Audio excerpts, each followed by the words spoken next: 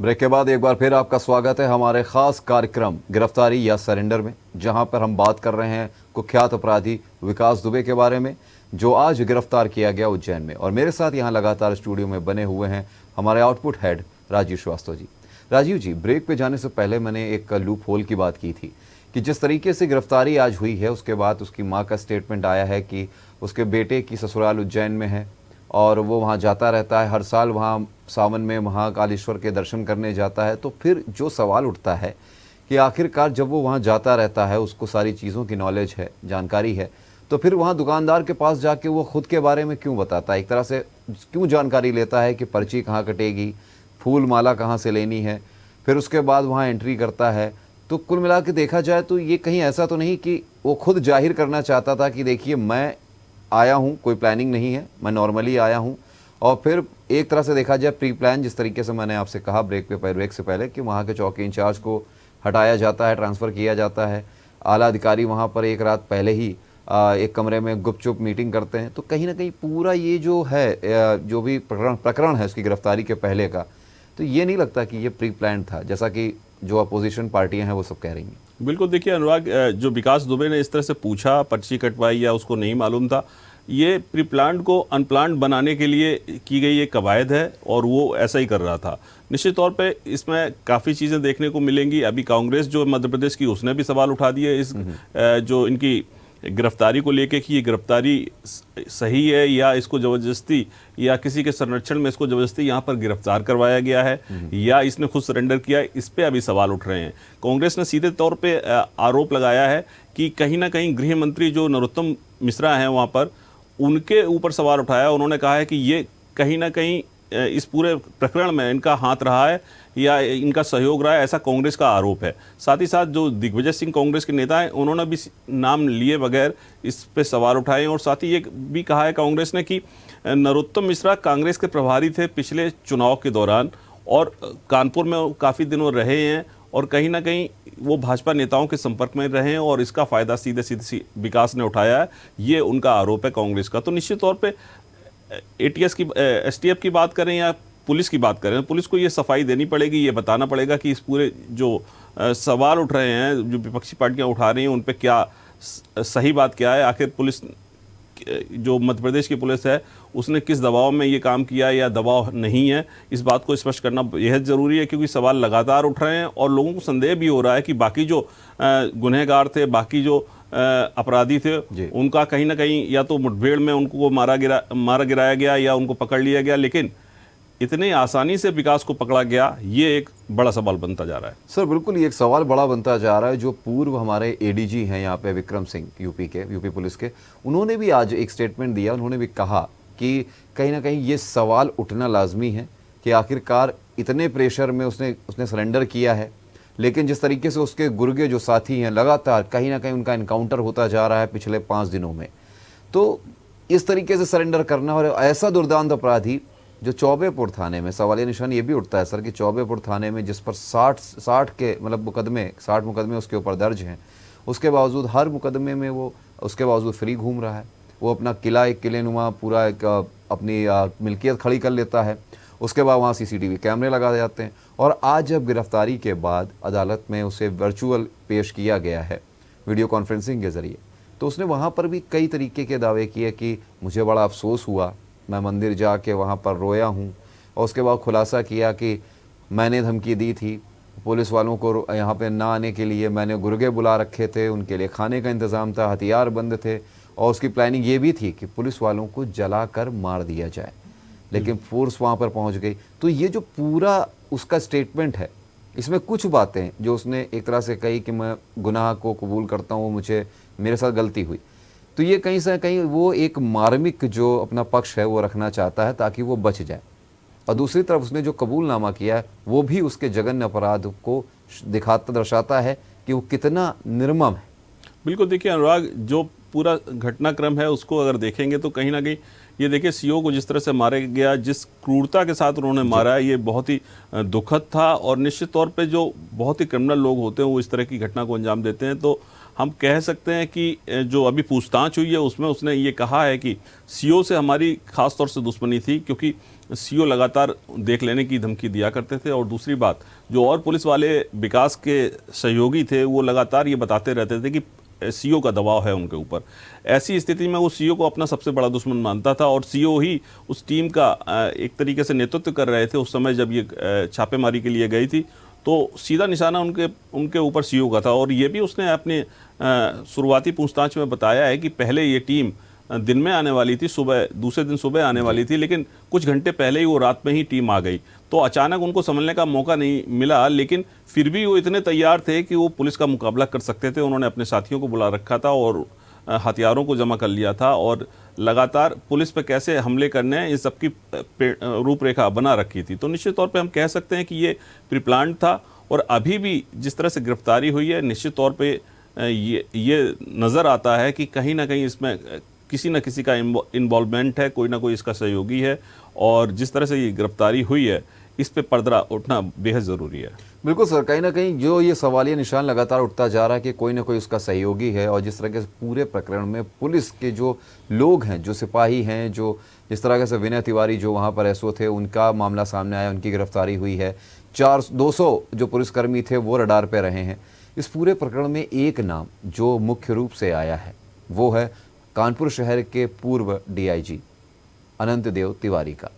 और जहाँ तक बात करें जय वाजपेयी की, जो एक तरह से कैशियर कहा जा रहा है विकास दुबे का, गुर्गा कहा जा रहा है, उनके साथ कई तस्वीरें अनंत देव तिवारी की हैं। यहाँ तक कि एक जो पत्र है जो शहीद जो सीईओ हैं उन्होंने लिखा था वर्मा जी ने कि इनको प्रेषित करते हुए कि विनय तिवारी जो हैं वो उनकी मुलाकात उनसे है और वो काम में दखल दे रहे हैं, वो काम नहीं करना चाह रहे। देवेंद्र मिश्रा ने लिखा, देवेंद्र मिश्रा जी ने लिखा था। तो कुल मिला के अगर बात की जाए तो इस पूरे प्रकरण में जब अनंत देव तिवारी का नाम सामने आया है, जब इतना बड़े आला अधिकारी का नाम सामने आता है, तो उसकी जांच जब लखनऊ से आई हुई लक्ष्मी जी, जो लक्ष्मी सिंह हैं, जो वहाँ पे डीआईजी आई हैं, उनसे करवाया जा रहा है। इस पूरे प्रकरण की अगर बात करें तो जब हमारे अगर मान लीजिए जो सूत्र बता रहे हैं कि साठगांठ रही है, तो कितनी बड़ी एक आप थ्योरी समझ सकते हैं कि पूरा क्या अमला ऊपर से नीचे तक क्या विकास दुबे के हाथ की कठपुतली था? देखिए प्रभाव तो बहुत ज़्यादा था, ये अनुराग कह सकते हैं कि देखिए पूरे थाने को अगर लाइन हाजिर किया जाता है जांच के बाद, तो जांच में कुछ तथ्य तो सामने आए होंगे, तो प्रभाव तो उसका था। केवल हम चौबेपुर थाने की बात नहीं करेंगे, कानपुर पुलिस महकमे में बहुत ज़्यादा प्रभाव था, आसपास के जनपदों में जो पुलिस महकमा है उनमें प्रभाव था विकास दुबे का, निश्चित तौर पर प्रभाव बहुत था। रही बात पूर्व डीआईजी जो कानपुर के थे अनंत देव की, तो इसमें ज़रूर अब जाँच हो रही है। जो लखनऊ की आईजी हैं लक्ष्मी सिंह वो जांच कर रही हैं, क्या सच्चाई है, क्या उनका सहयोग रहा या नहीं रहा, इस बात के जो मतलब इस जांच में जो भी सामने होगा वो आएगा निश्चित तौर पे। लेकिन इतना ज़रूर था कि बार बार शिकायतें वो कर रहे थे देवेंद्र मिश्रा जो सीईओ थे वहाँ के, कि स्थानीय जो थानेदार हैं, स्थानीय जो थाना अध्यक्ष हैं विनय तिवारी, वो लगातार उनकी बातों की अवहेलना कर रहे हैं, उनकी बातों को नहीं मान रहे हैं और सहयोग दे रहे हैं विकास दुबे को। इस तरह की शिकायतें वो लगातार करते रहे थे एसएसपी से या डीआईजी कानपुर से। तो निश्चित तौर पे उस पर कार्रवाई उसी समय होनी चाहिए, लेकिन शायद कोई बड़ी कार्रवाई नहीं हुई उस पूरे मामले पे, और उसी का ये परिणाम है कि इस जो अपराधी है इसके हौसले भी बुलंद हुए और उसने इतनी बड़ी घटना को अंजाम दिया। बिल्कुल सर, इतनी बड़ी घटना को अंजाम इसीलिए दे सकता है क्योंकि उसके हौसले बुलंद हैं, उसको पता है कि उसके पास उसके सिर पर हाथ है किसी न किसी का। लेकिन एक सवाल सर अभी भी ये उठता है कि विकास दुबे 6 दिन की फरारी काटने के बाद इतना लंबा सफ़र तय करके 3 राज्यों को पार करके उज्जैन पहुंचता है, गिरफ्तार होता है, वहां सरेंडर करता है। ये अभी दोनों असमंजस की स्थिति है कि गिरफ्तार हुआ या सरेंडर किया, ये तो खैर धीरे धीरे निकल कर सामने आएगा। लेकिन अभी भी जो विकास दुबे की पत्नी है ऋचा, वो अभी भी फरार है, वो अभी भी गायब है। विकास दुबे शातिर है, लेकिन उसकी जो पत्नी है, जो सीसीटीवी फुटेज के जो हार्ड डिस्क लेकर गई है, उसके बारे में क्या कहेंगे? बिल्कुल, देखिए लगातार जो सहयोगी हैं विकास के वो लगातार छिपने की कोशिश कर रहे हैं, उसके जो तत्व हैं, उसके जो सबूत हैं उनको गायब करने की कोशिश कर रहे हैं। और उसकी पत्नी जो हार्ड डिस्क लेके गई है उसमें बहुत सारे ऐसे सबूत मिल सकते हैं जो इस अपराधी के खिलाफ साबित होंगे, कोर्ट में साबित हो सकेंगे। निश्चित तौर पे बहुत बड़ी जानकारी कोई होगी, इसीलिए सोच समझ के उसकी पत्नी ने इस हार्ड डिस्क को गायब किया और खुद भी गायब है। वो समाजवादी पार्टी से जुड़ी हुई हैं, वो नेता हैं, तो निश्चित तौर पे उनके ताल्लुकात हैं दूसरी पार्टियों से भी, और भाजपा में खुद विकास दुबे का या कांग्रेस में विकास दुबे का कई नेताओं से तस्वीरें भी सामने आई जो संपर्क था। तो निश्चित तौर पे इस बात की जांच जरूर होनी चाहिए कि कौन ऐसा व्यक्ति था जो उसको सहयोग कर रहा था।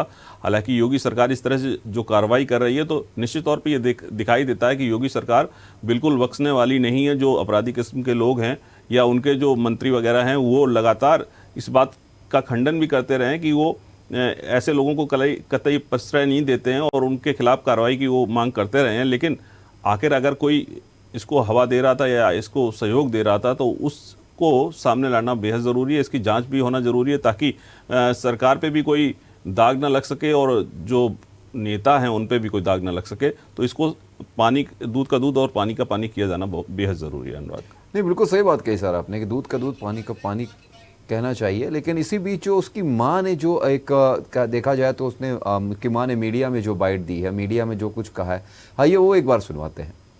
जानकारी हुई?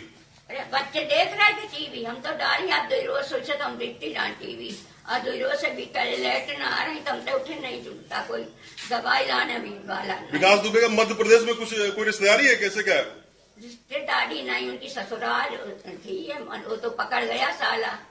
अच्छा, ये बताइए कि आज ये पकड़े गए हैं, पुलिस उन पर क्या कार्रवाई करे, आप क्या चाहती हैं? ये हम नहीं जान पाते हैं। नहीं, सरकार से क्या अपील करेंगे कि किस तरह उनको जो है? क्या अपील करें, अपील करने वाले करेंगे, खुद उनके तो बहुत आदमी है उनके साथ जो पुलिस है, दुनिया सब नेता है गरीब। अब जो जिनने करवा वही है वो खुदा ही बताइए। उज्जैन से पकड़े गए, वहाँ मंदिर पे महाकाल की क्या वो हर साल जाते थे वो, हर साल जाते थे, श्रृंगार कराते थे महाकाली से बाबा। नहीं भैया, उन्हीं ने बचाया है। सरकार से आप क्या चाहती, क्या कार्रवाई चाहती है सरकार से?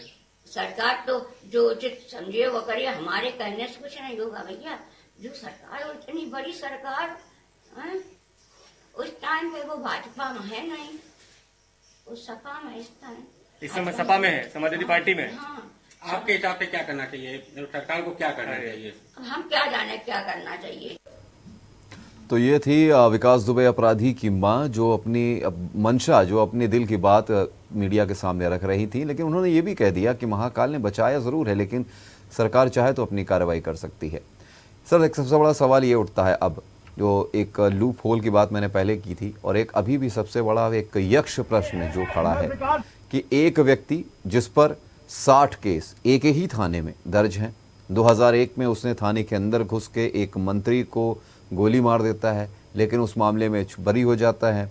उसके बाद इतना ही बड़ा हिस्ट्री शीटर, लेकिन टॉप 10 अपराधियों में उसका नाम नहीं होना, ये एक सवालिया निशान उठाता है पुलिस महकमे के ऊपर, प्रशासन के ऊपर, कि इतने सालों से, इतने वर्षों से जो जघन्य अपराध में लिप्त है, एक जघन्य अपराधी जो इतनी हत्याओं में, इतनी खतर उसमें रहा है, लेकिन उसका नाम क्यों नहीं आया? बिल्कुल, देखिए अनुराग, निश्चित तौर पे कह सकते हैं कि कई सारे विभीषण शामिल थे इस पूरे प्रकरण में।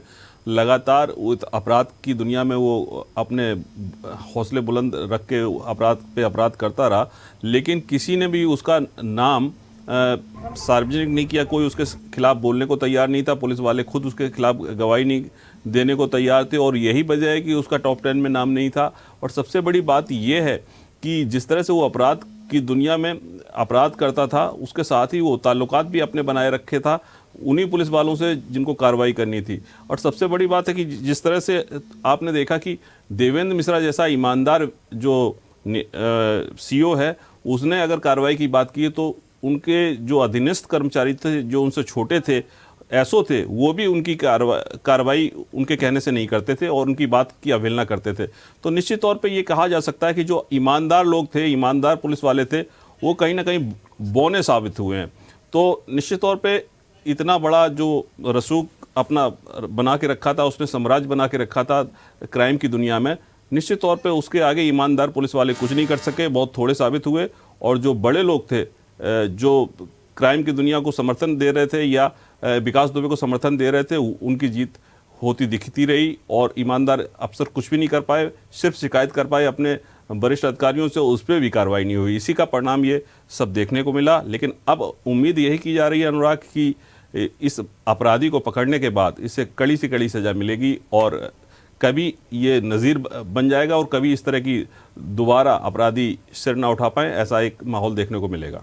बिल्कुल सर, उम्मीद हम भी यही कर रहे हैं कि इस तरीके के एक नज़ीर बनाए, जो हमारा कानून व्यवस्था है, प्रशासन है, वो एक नज़ीर पेश करे कि इस तरह के अपराधी ज़्यादा दिन तक बच नहीं सकते और कहीं ना कहीं उनका जो अपराध है उसका मटका फूटेगा ज़रूर। लेकिन अभी भी सर एक प्रश्न जो है बार बार उठता है कि इतना बड़ा अपराधी, इतने वर्षों से वो इस तरह के अपराध में संलिप्त रहा, उसका इतना बड़ा साम्राज्य, करोड़ों का साम्राज्य, उसके साथ जो लोग, जो गुर्गे शामिल हैं, जो देखा जाए तो 2-3-4 हज़ार रुपए की नौकरी करने वाले आज करोड़ों अरबों के मालिक हैं। जो दुबई में, जैसे मैं बात कर रहा हूँ जय वाजपेयी की, जो छोटी नौकरी करता था, लेकिन आज की डेट में अगर बात करूँ, आज की तारीख में उसके दुबई में घर है, दुबई में उसने मकान ले रखा है, शान शौकत से रहता है। मतलब जराइम की दुनिया नाक के नीचे, पुलिस प्रशासन के सबके नीचे आराम से वो अपना काम कर रहा है, करता चला आ रहा है। और उसके अंदर इतनी हिम्मत आ जाती है कि आखिर वो इतना बड़ा जघन्य अपराध कर देता है और उसके बाद आराम से जाकर गिरफ्तारी अपनी सरेंडर कर देता है, अपनी गिरफ्तारी करा देता है। जो ये 8 पुलिसकर्मी शहीद हुए, इनके जो परिवार हैं, जो लोग हैं, जो चाहते थे कि विकास दुबे को इसकी कड़ी से कड़ी सज़ा मिले, जिस तरीके से उसके गुर्गों का एनकाउंटर हुआ मुठभेड़ में, सब यही कयास लगा रहे थे। वो 8 पुलिसकर्मी जो जिनकी शहादत हुई, उनके परिवार भी, अभी भी उनके परिवार का ये कहना है कि ये मिली भगत है, जिस तरीके का इंसाफ हमें चाहिए था वो इंसाफ नहीं मिला है।